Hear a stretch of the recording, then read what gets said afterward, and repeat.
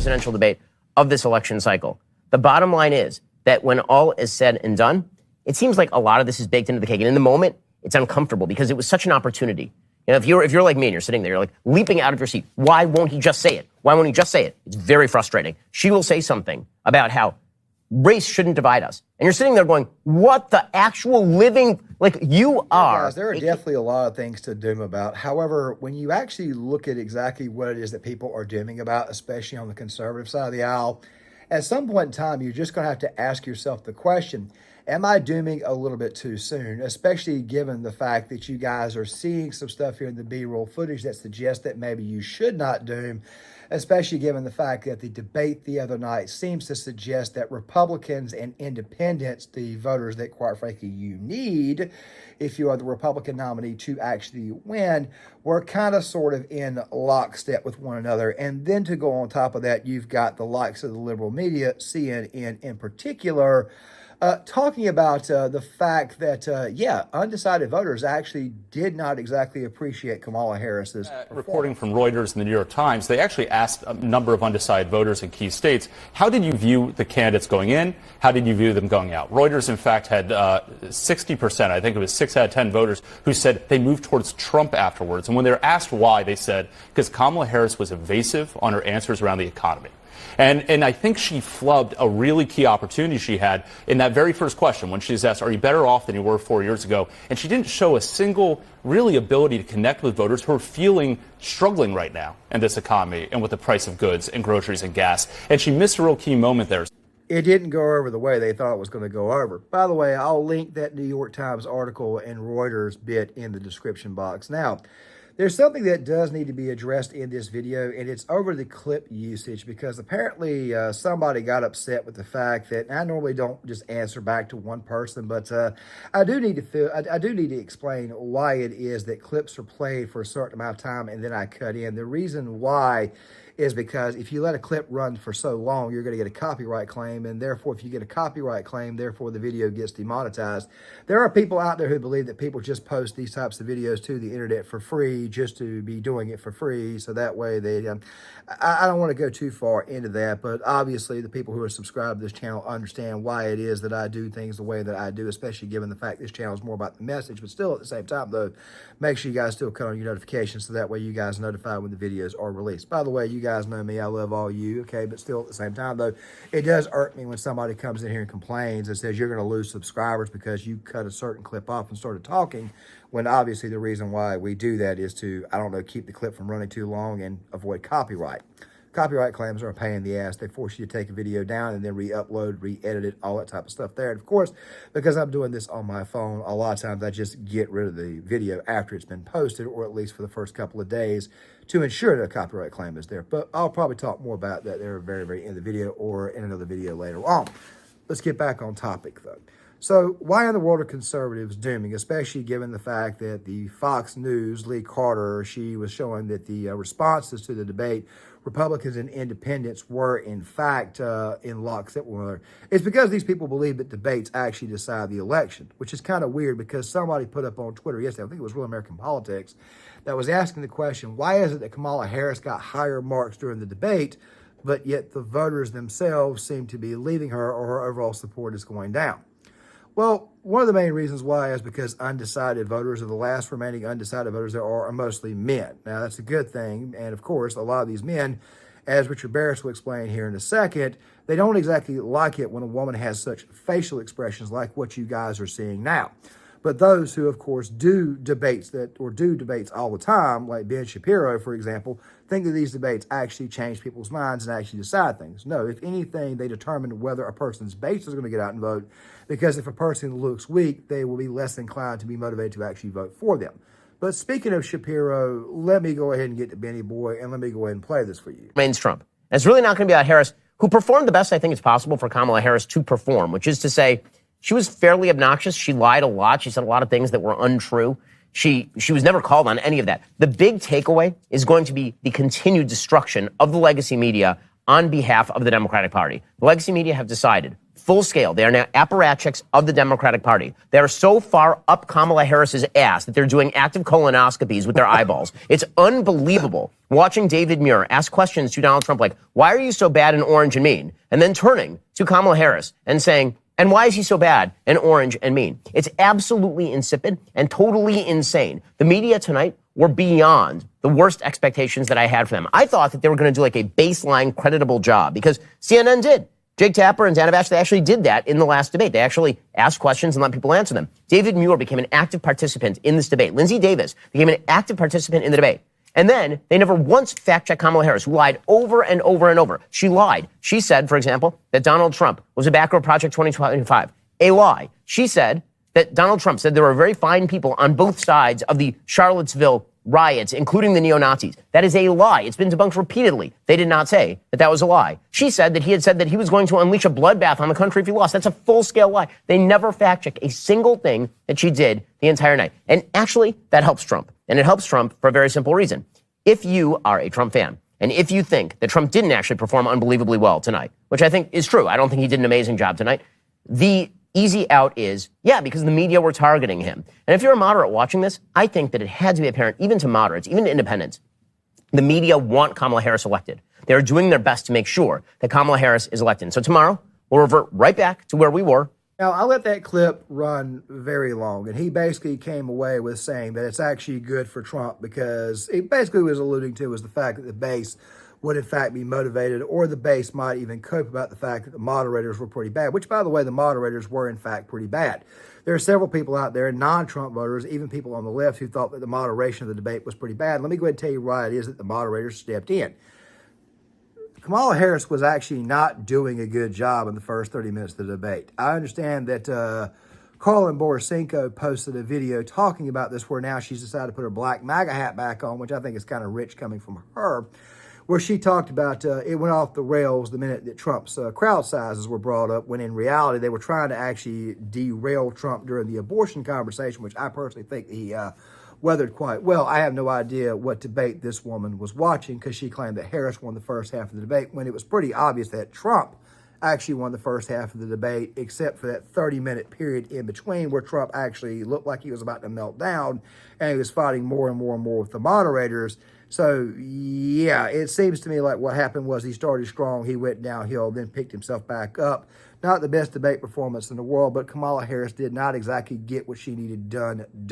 Sean Fitzgerald made a very good video about this that I'll try to link in the description box for you guys, explaining why it was that Kamala Harris is actually the one who fell during the debate. And of course, it's pretty obvious because if you listen to people who, quite frankly, have a better inside knowledge on voter behaviors, people like, say, Baris or Barnes, for example, not trying to toot their horn, but of course, obviously, you guys know I will reference it from time to time, or Mark Mitchell at Rasmussen Reports, then you will know that people don't exactly respond very, very well to smug facial expressions. By the way, this is the same thing that killed Hillary Clinton. And by the way, going back to Ben Shapiro, Ben chose not to vote for Trump in 2016, and he was more than willing to let Hillary Clinton walk to the White House thinking that they would beat her in 2020, when that more than likely was not going to happen given everything that we know. The fact of the matter is this right here. People need to stop dooming, because the people who are oftentimes dooming are affecting potential voter bases. When you doom about stuff like this, you're kind of blackpilling them in a certain way, which, by the way, could have been the plan the whole time, was to blackpill the conservative voter base. But according to what I'm seeing in this polling data that's been coming out, it looks more to me like the conservative voting base is a lot more white-pilled than the Democratic voting base, which is a little bit more black-pilled or blue-pilled to a certain extent, living in some form of false reality. Now, the Beanie guy, Tim Pool, he gave an explanation on this that I'm going to play a small segment of here in a second, but of course I'm going to be coming back to it tomorrow because I decided to make it a bit of an adjustment for Friday's videos to talk more about his take on this, because obviously this stuff is once again going to be coming up. And of course, what I'm talking about is how people feel when they actually watch a debate, or how they feel towards passion versus style. As I said before, the facial expressions turned a lot of people off. Tim, by the way, actually kind of picked up on this smartly, where it is someone like Shapiro did not, which quite frankly baffles me given the fact that Ben is a smart guy, supposedly. Calm but she comes off as too snooty and indifferent. And I think people in the media don't understand. They're playing this game where they say, well, Kamala made a great point about issue and Donald Trump got flustered and angry. And my response is kind of like, okay, I mean, I don't know how that plays with the larger audience and the voter base. Maybe it is good for her in the long run, but that assessment misses attitude, feelings, etc. Donald Trump had the rage with him, and he certainly got mad at points, which is not good for him. However, there were also other moments involving said facial expressions and smugness, stuff that Tim pointed out right there that people are paying attention to. In 2016, people were already on the fence about going out there and voting for Donald Trump. However, once Hillary Clinton got on the debate stage and started making smug facial expressions, it was already bad enough that people felt that she didn't earn the nomination. And she was basically, it's my turn, it's my bloody turn. That's basically what Hillary Clinton was doing in 2016, basically riding the coattails of Bill, which of course we'd find out later on she was the mastermind behind Bill. The fact of the matter is this right here. People were already irritated by her, including people on the far left, or the Bernie bros, which, by the way, Tim Pool was a Bernie bro at one point in time, which is very, very interesting, too, because a lot of the new voters that Trump is gaining are former Democrats, not pure independents. Very, very interesting what the hell is going on there. Makes me think that something's going on or something's about to happen here in the future. But still, the point is this right here. Hillary Clinton's facial expressions, her smug attitude, the fact that her tone of voice itself was more lecturing, led to an anger vote for Trump against her. Trump increased his vote share from 62.9 million votes over the course of 4 years to 74.2. Kamala Harris, by the way, is angering the last remaining people who may have actually voted for Biden in 2020. And as Richard Baris explained in his piece, that, or this little bit that I'm about to show you guys, the last remaining people who are left to vote, or at least undecideds, are in fact what? Men. They don't like the facial expressions. They don't like the bitchy attitude. And of course, they're probably going to say, I don't want this woman anywhere near the Oval Office, the exact same way that people came out in the last second to vote for Trump to avoid Hillary's smug ass. Let me play this for you. Meaningful change for Harris. What there was a response bias. That's it. Because you could quite literally see the difference in who was answering the poll. Harris did benefit, I think, from two things. One is women like that we just were showing in that focus group. When you lean them, they were leaning to Harris, and I think the return of some black women. Not men, however. And I'm telling you, that performance is not going to go over well with black men. It's not. Who already, and notice she didn't want to talk about, notice she did not want to solidify her identity as a black woman last night. It's not polling well. Everyone who mocked Trump for like, oh, why would he bring this up? It doesn't poll well. There are a lot of black people out there who don't like it. They do not agree that she lived a black American experience and that she could be calling herself that. They steered clear of that, didn't they? And I just think her performance kind of is going to reinforce that. And the initial polling data that came out post-debate, which there hasn't been a whole lot, but if you're losing a point in the Ledger poll, if you're already at 49-49, which is actually a landslide for Trump based upon how our elections work here, in the Pew Research poll, it seems to me, especially given the Snap poll information that came out, it seems to me that, and also something else too, to go on top of that, how it is that voters responded or how they're responding as far as their vote is concerned. Yeah, it seems to me like, I don't know, that maybe Kamala Harris is not a light candidate. Let me say this really quick before we go any further. Kamala Harris, right before she was essentially given the Democratic Party nomination, she had a favorability rating of 28%. That's lower than Dick Cheney. Dick Cheney, by the way, former vice president for Donald Trump, of which, by the way, George W. Bush, of which, by the way, Harris is touting the endorsement of Dick Cheney, which is a pretty dumb move, especially given the discontent for Dick Cheney in the country. People think he was the real architect behind the Iraq War. Yeah, not exactly something you should be touting, but the thing is this right here, he shot a guy in the face and he had a higher favorability rating than Kamala Harris. Her favorability suddenly shot to 47%, then it was 48%, then it was 53%. Now the latest poll that came out showed her at 41%. People don't like her. Everything about her campaign is absolutely 100% fake. And the vast majority of the stuff that Ben Shapiro is spouting at this moment in time, in my opinion, is just him not understanding how elections really and truly work, or how voters really and truly. It's kind of a bit of a sign of being inside of a bubble. I understand that somebody's going to say Ben Shapiro has talked. No, he hasn't really talked to anybody. He goes to college campuses and gives lectures where he primarily talks. And I'm not saying this to insult Ben. Ben is, in fact, a smart guy. Of course, a lot of the Ben Shapiro bros out there coming here at the dislike button on my video without actually hearing what I've got to say, because they think I'm just going to crap on Ben Shapiro.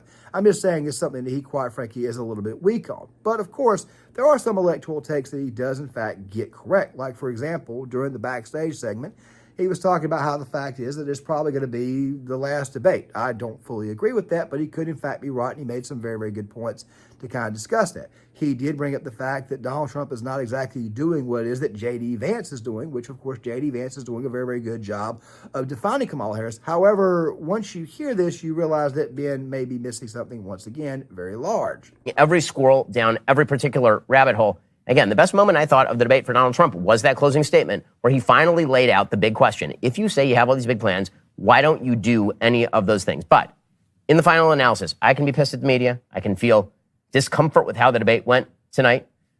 This is still a tight race. It's not going to become a not tight race because of this particular debate, which means that tomorrow Donald Trump better get up and he better decide that he's going to do for the rest of the campaign the thing he didn't do tonight, define her positions.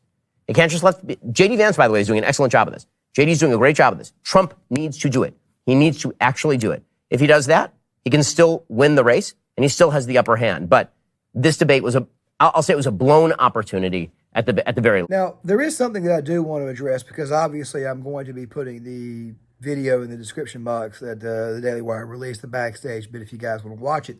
And it's the fact that Ben Shapiro talked about the line where Trump basically hit her at the very end of the debate. He should have used that earlier in the debate. I'm not so sure he should have done that. Let me explain the reason why. If he'd have done that, what would have happened was that the mainstream media or the moderators would have went ahead and went on the offensive, and it would have turned into a situation like 2020 when Donald Trump debated Joe Biden. The very first debate, if you guys remember, Trump basically said before the debate he was going to show people that Joe Biden could not speak, before he then proceeded to interrupt Joe Biden every 2 seconds and then turn right back around and get into a massive fight with Chris Wallace, which of course resulted in a meltdown. I think that hitting her that early, which he kind of did at certain points in time in the debate, because don't worry, we're going to be going back through some of this again tomorrow. It probably was best that he waited until the late portion of the debate, which, of course, like I said, there were moments in the debate where he had already kind of hit her on the topic of, why didn't you do it now? That right there is one of the main reasons why it is that when people say, well, that right there would have ended the debate if he'd have done it earlier, I don't really buy into that. I think that the timing of him finally using that was a lot better. Like I said, Colin Borsenko also released a bit on her. I talked this earlier where she talked about, well, Trump lost the first half. No, Trump actually won the first half of the debate. It was the midpoint of the debate where Trump went off the rails. And then the last half of the debate, or the last third of the debate, is when he recovered. I think that these people are just throwing bad takes out there to try to doom the audience, but still at the same time, though, like I said, if you give it a day or so, you'll find out there was no reason to doom. But let me get back on track. And the thing that he is missing is the fact that the vice presidential nominee is supposed to be the one that is doing what?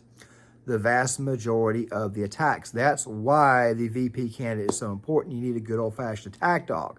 You need somebody who reinforces your brand. That right there is what you do. And J.D. Vance has been tasked with going to every single campaign rally that Kamala Harris does, goes to every single location, holds snap rallies, and of course he gets media coverage by the local media and of course also Fox News and conservative media and even liberal media. And what does he do?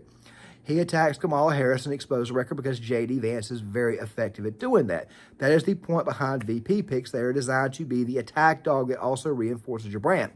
Meanwhile, the presidential pick has got to come off a certain way, whether it be passionate or whether it be, a softer, gentler tone, which Trump amazingly has been more gentle and been more on message, as Andrew Klavan will allude to here in a second, which I'll play for you guys in a minute. But even though he was a little bit erratic the other night and got a little bit triggered, I don't think this right here is the debate performance that sunk him or anything. If anything, it appears to have helped him out a lot. But speaking of Andrew Klavan, he countered what Ben Shapiro was saying with some good old-fashioned, well, I'll let you guys see. I think that part of it is, I seriously agree with you. I think the two things that Trump did accomplish was he got ganged up on, which obviously he didn't do, but I think that was really important. I think we do not see how far the media has fallen in the eyes of the American public. The fact that after that DNC, that ecstatic, loving, that love fest of a DNC, Kamala Harris didn't get a bump is telling us something about what the American public is thinking about the media. They are watching the media. They get it. They've seen it. All the stuff we all have been talking about all these years. I think that the people whose minds are open now can see it. So that was good for Trump. I agree that Trump could have ended her. She was better, way better prepared than she's ever been, but only as well prepared as I thought she was going to be. I thought she did the job that she had to do, and he could have ended her, and that's disappointing. But he didn't attack her personally, and he did say, I don't agree that, look, when he goes off the line and he chases the squirrel, and he does it when his ego gets involved, it's always really frustrating because you want him to stick to his script. But he didn't do it throughout the debate. And for the first 30 minutes, I say, which is the most important part of any debate, he actually stayed on track and said the things that he had to say. They were not as powerful as they would have been. Correct. No reason to doom over this. If anything, it looks like what's really and truly going on here is that Trump has actually gained since the debate, or he was gaining during the debate. Now, Tim Pool did have a very interesting point about this, which, of course, we'll talk about in tomorrow's video. I'll probably make it tonight because it's probably going to be a relatively lengthy video. And not to mention the Beanie Guy's probably going to come back up because, obviously, we're going to be going back to Russiagate 2.0 or Russiagate 3.0, the situation with Lauren Chen, because I'll be talking about that tomorrow to go along with this one here. But the point is this right here. There's no need to be an actual doomer, especially given the fact that even the liberal media of all people are pointing out the fact that she missed a lot of opportunities. And when the failing New York Times of all people basically tell you, yeah, you actually lost votes. The voters were not exactly so sure. And the undecideds are actually coming to Trump. Yeah, this right here is not a good sign for Kamala Harris. However, I do need to say this right here before I close this video about undecideds. Historically, undecideds always choose the non-incumbent. Well, Donald Trump may have technical incumbency because he's got incumbency within his party, but yeah, he's still not the incumbent. And anytime Alan Lichtman tries to tell you that Kamala Harris, he tries to, I'll put it this way here, Alan Lichtman's got a lot of problems, okay? The guy who makes the predictions, the guy the media brings out to make all these predictions about elections, if you look at his 13 keys, you'll see the guy's actually a quack. He wants to give Kamala Harris technical incumbency because, or give her that advantage to make his 13 keys model look a little bit better when obviously she's not the incumbent president. But she is obviously the vice president and the leader of the incumbent party. And nothing about her campaign appears to be genuine. Hence, one of the main reasons why it is those facial expressions during the debate probably did her in. I mean, the camera cut away from her on multiple occasions because they picked up on the same exact facial expressions.